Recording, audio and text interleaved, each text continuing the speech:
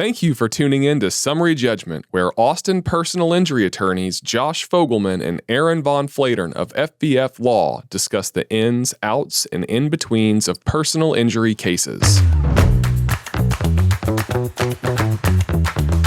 Hey, Josh. Oh, hey, Aaron. How are you physically feeling today?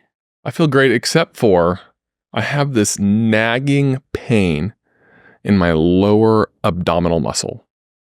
That's great. Yeah, thanks, man. I mean, that's really great. And I want to thank you for helping me introduce this topic. It's called Why Jurors Don't Care About Your Pain and What Lawyers Can Do About it. So what do you think I mean by that? I think what you mean by you telling me how great it is that I have a pain in my lower abdomen is that you are a sociopath. That's what I think. Well, I was only not listening as much as jurors don't listen, to be fair. I know you said something about something. That's as far as it went in my brain. But there's another reason jurors don't care about your pain. Not just because they're not listening, but when I say care, I mean, kind of relatively speaking, they have trouble accessing empathy when it comes to other people's pain. And, this is sort of an interesting psychological discussion. That's why I brought it in here, because I feel that as lawyers, we get pretty focused on pain. I mean, that's, we are in the personal injury business, and you would think, and you see on TV, pain and suffering, pain and suffering, pain and suffering. You would think that's all we're talking about. That's all we care about. But in reality, people struggle to access other people's pain. And if you want to get a jury to do something really good for your client, you actually need to go after some other stuff. What do you think I'm getting at? I think you're getting at the fact that I should probably go see a doctor and maybe get an ultrasound. Yeah. So that... right now, that if I hear you say that, I'm like, oh man, that sounds really inconvenient. He's gonna have to get on the phone with a doctor. You have to drive across town, lay down, and have someone apply some sort of jelly to his abdomen, and then ultrasound the abdomen, and then have to wait on results with some anxiety. All that sounds bad, and I can personally access that. I can, because I'm picturing my own day, right? Everything comes back to me as a pretend juror. I'm like, okay, well, what would that be like for me? And that's, you just hit on it. It's the sort of interruption in life, the things you can't do that you would like to do, the things that you're forced to do that you don't want to do. Those are the things that studies have shown humans can respond to better. Let me give you an example. So, suppose I describe a person who's got a headache, and I tell you, they wake up and they feel this headache for the first minute of the day. They continue to feel the headache for the second minute of the day. This goes on for 60 whole minutes, and they feel that headache for the whole hour. And then it proceeds on for several more hours after that, and they have this headache the whole day. And you hear this and you're like, okay, I definitely care about that, but I'm having trouble, it's not hitting me in a real deep level, right? Now, if I say, I want you to picture a person who's in a box, and this box is a little bit too short for them to be able to stretch their legs all the way out. And it's a little bit too short for them to be able to stand all the way up. And so they therefore have a lot of trouble sleeping in this box. And they've been awake for a long time now. And every day, this box gets 1 millimeter shorter on every side. Sounds like torture. You can feel your blood pressure rising. I feel very claustrophobic right now just even thinking about that. Yes. I'm practicing deep breaths. Yeah. Okay, I need to get through this with this person. You can really feel it. And so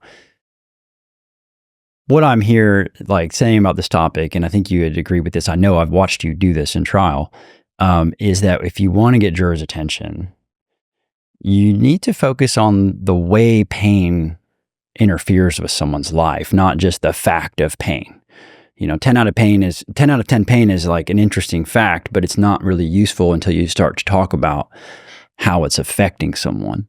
Yeah. And this is kind of one of the reasons why in our practice, what we're constantly talking with our whole team about is really trying to understand the objective impacts that a person's pain is having on their actual day-to-day functioning in life.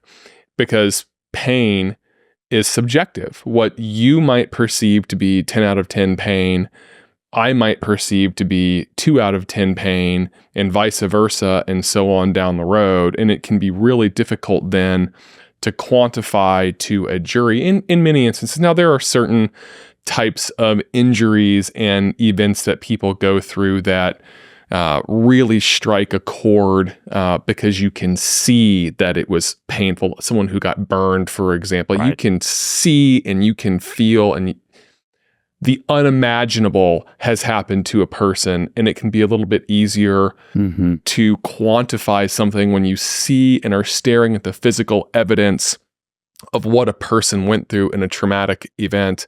Yeah, now you're accessing fear, right? Right. Because I've got fear of that sort of breakthrough event where maybe my teeth get smashed or something, that like burn, falling and getting impaled. Yeah. These are things that when you just hear about them, it strikes that chord of fear in you. Absolutely. So you respond. Primal response to this, Right. Now, sore back. This person's back pain was 2, and then it was 3, and then it was 4, and then it was back to 2, and now it was 6. Jurors can hear that all day, and it's not really striking any chords with them, right? Yeah. Well, most people most people of a certain age have probably experienced some degree of nagging pain or ongoing issues, and life brings that to a lot of people.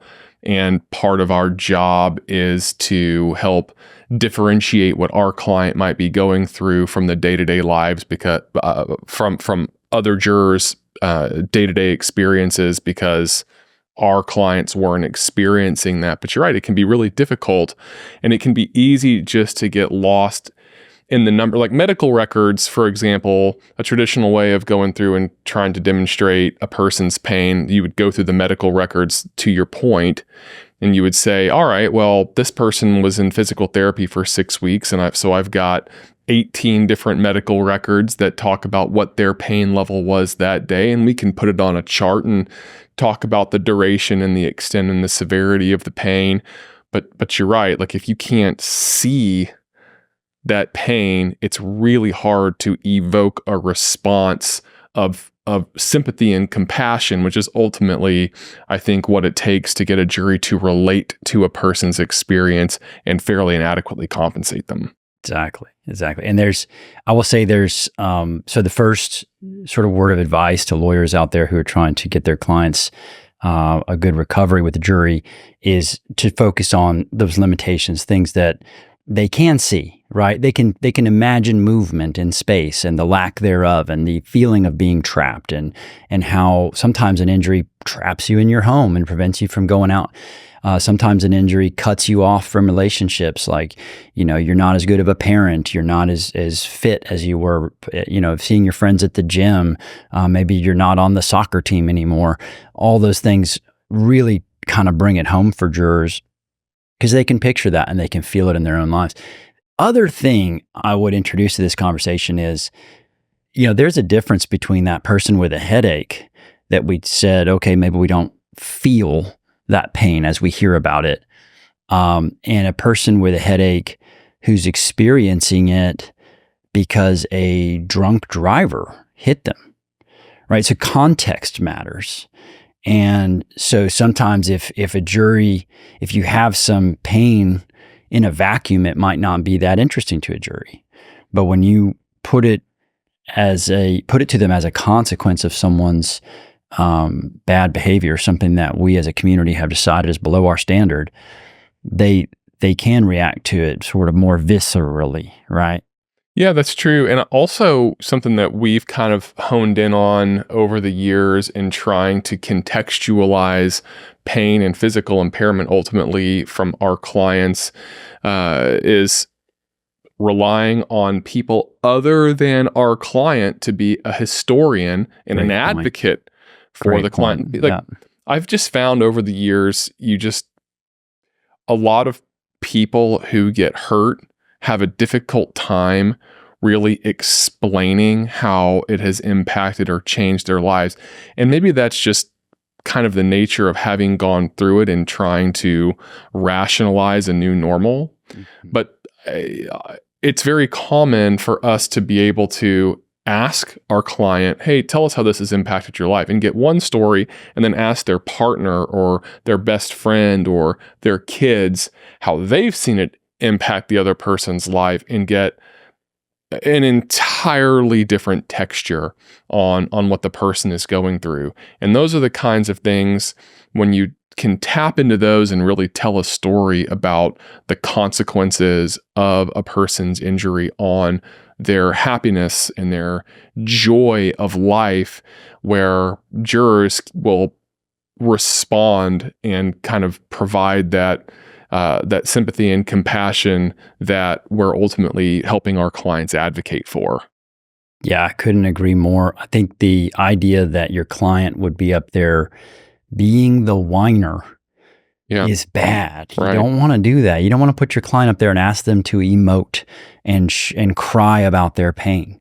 But when you put their partner up there, or their son or their daughter, and that person, when asked about their loved one's pain, starts to cry. Yeah. All of a sudden, the jury really sees that this is real. That's proof of concept, right? Like, is this pain real? Yeah, it's real. Look how it's affecting relationships. And what is the one thing we all want to do for our loved ones is be there, support them, and never cause them to cry. Yeah. And so as a juror, you're looking at that saying, wow, this is a big impact. And I think that's a great point, is having someone else get up there and tell the story is another way to make the pain more real. Yeah. So, focus on impairment, not the pain. Contextualize it with defendant's bad behavior if you've got that available, and bring in some loved ones to tell the story instead of having your client be the whiner. Yeah, absolutely. And I think if you can execute this successfully, you're going to get great results for your clients. And most importantly, you're going to help your clients find their own voice and show them that you care.